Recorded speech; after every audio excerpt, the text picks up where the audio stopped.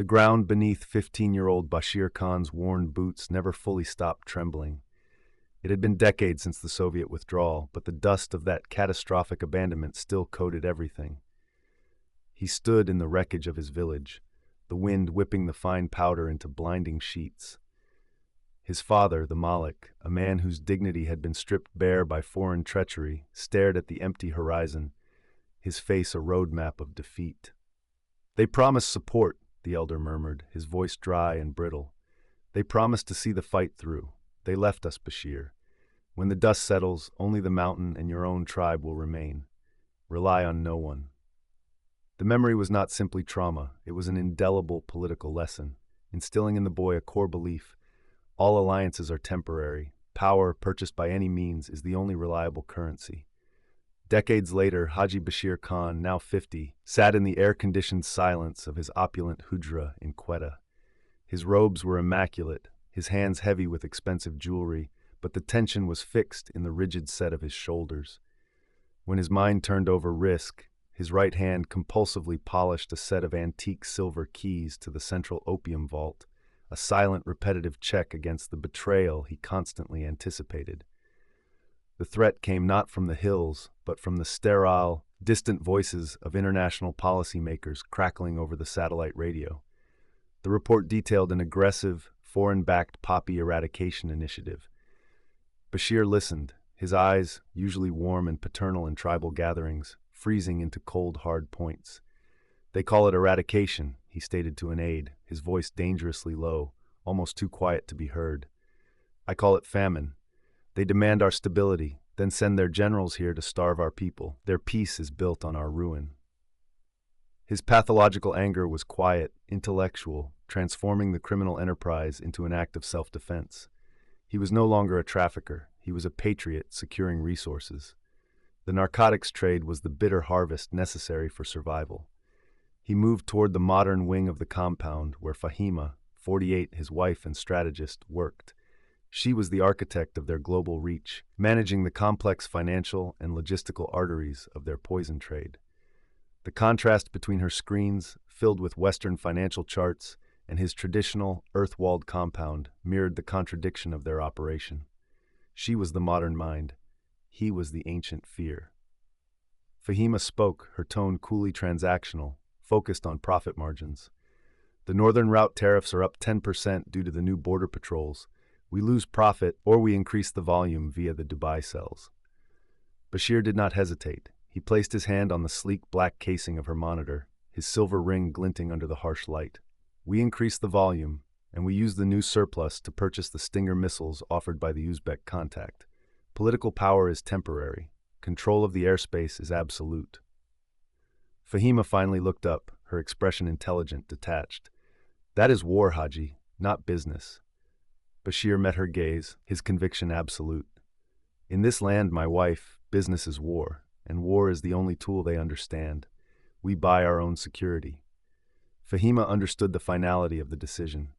She was the strategist, dedicated to the clan's survival and political perpetuity. The narcotics trade was merely the necessary funding mechanism. Their shared motivation was now narcopolitics, using poison to purchase the power needed to keep their tribe safe from external abandonment. The foreign operation intensified, quickly becoming the triggering event, an existential threat to his people's livelihood. Bashir mobilized the drug profits instantly. He bypassed local authorities and focused the immense wealth on political and military alliances. He funneled funds to acquire a massive cache of sophisticated weaponry and secured a non-aggression pact with a powerful paramilitary group. This move was not simple crime, it was an act of sovereignty. He was willing to finance the world's ruin to ensure his tribe's continued existence. The opium harvest had become the currency of his military and political independence. The final line between statesman and kingpin had vanished. The transition from tribal elder to global trafficker required more than just money. It demanded a fundamental reorganization of loyalty. Bashir's first crime was not an act of trafficking, but an act of political purchasing. The immense drug profits, the bitter harvest, became the currency to buy control and survival from the very instability that had created him. Bashir sat in the command room, now more war bunker than home. He monitored the satellite reports detailing the movements of the foreign eradication forces. His face, usually composed, now wore a perpetual grimness. He was watching history unfold, and this time, he vowed his tribe would not be the victim. He made the deal. Opium for Stinger missiles, heroin profits for political allegiance. This transaction sealed his fate, merging his criminal enterprise completely with the region's military-political landscape. He was now a warlord of finance. He delegated the technical complexities to Fahima. She handled the logistics of betrayal with icy competence. Her office, full of digital screens and complex routing data, became the brain of the operation. She focused on the cold, hard numbers, tariffs, exchange rates, and transport risks, never the human cost. For Fahima, the drug operation was merely the most efficient means to guarantee the clan's longevity. Bashir observed her, a grudging admiration mixing with his inherent distrust. He needed her modern mind to defeat the modern world, but he knew her allegiance was to the logic of the spreadsheet, not the blood of the tribe. As the money flowed, Bashir's behavior changed subtly. The traditional robes remained, but his hands, once used for simple tribal diplomacy, now carried the heavy, confident weight of absolute command.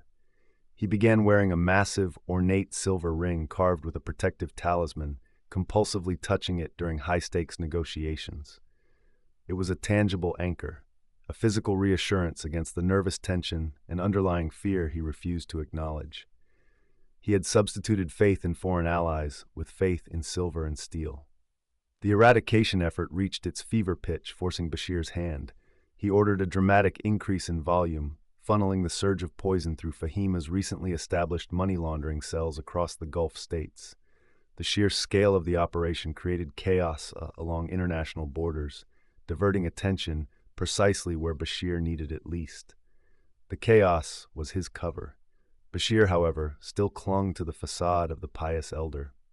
He began allocating immense sums to public works, pouring narcotics money into mosque reconstruction and local orphanages. He saw these acts not as hypocrisy, but as necessary atonement. The suppressed guilt surfaced not in sleepless nights, but in these relentless acts. He visited the newly rebuilt mosque courtyard, observing the children playing, fed and clothed by the very enterprise that caused ruin thousands of miles away.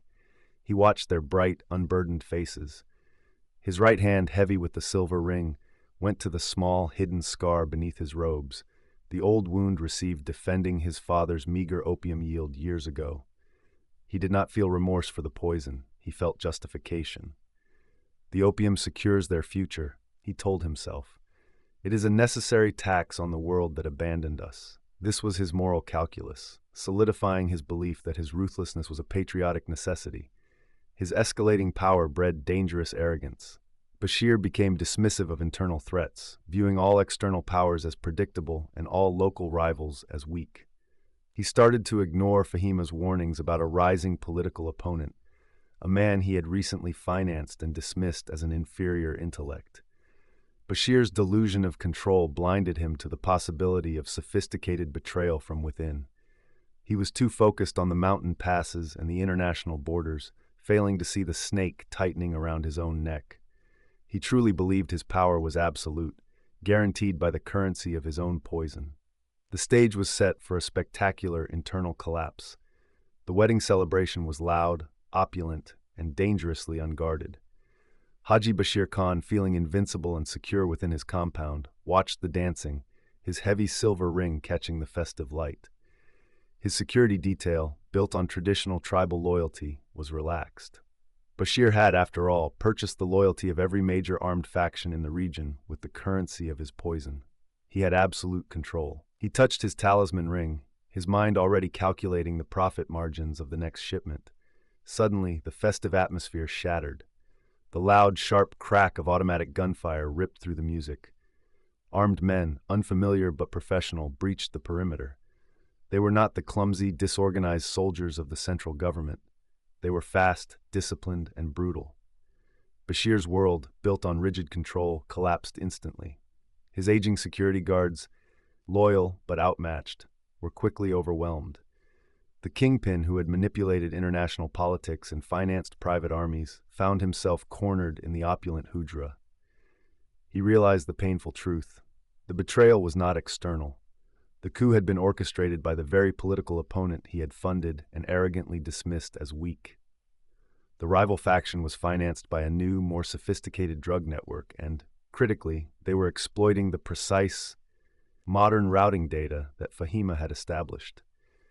Bashir's reliance on modern efficiency, which he had adopted to secure his survival, became the weapon that targeted his old-world vulnerability. He was overpowered quickly, his heavy robes an impediment, not a shield. His silver keys, the symbol of his treasured control, were wrenched from his grasp. As he was bound and dragged away, his eyes lifted instinctively to the upper balcony where he had last seen his strategist. Fahima stood there, observing the scene. Her posture was not one of panic or terror.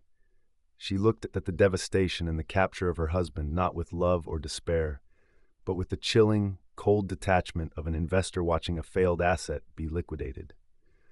Her loyalty was always to the longevity of the clan, and Bashir, by drawing too much attention and underestimating internal threats, had become the liability.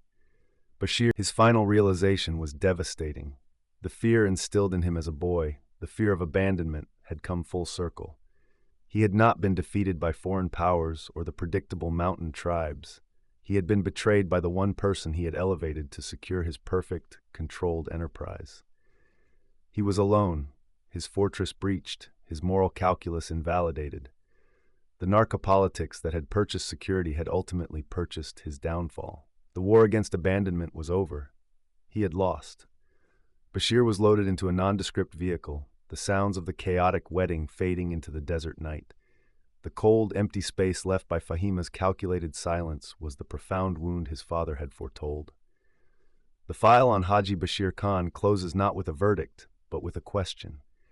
Was the collapse of this empire a victory for justice, or simply the brutal, predictable end of a tragic cycle, where a man, driven by the terror of abandonment, created a world so terrifyingly secure that it could only be brought down by the very person he relied upon? When the pursuit of survival becomes absolute, what price does the soul truly pay? Want to know how he faced his DEA interrogation? Watch the full video in the description. And don't forget to like and subscribe for more true crime exposés.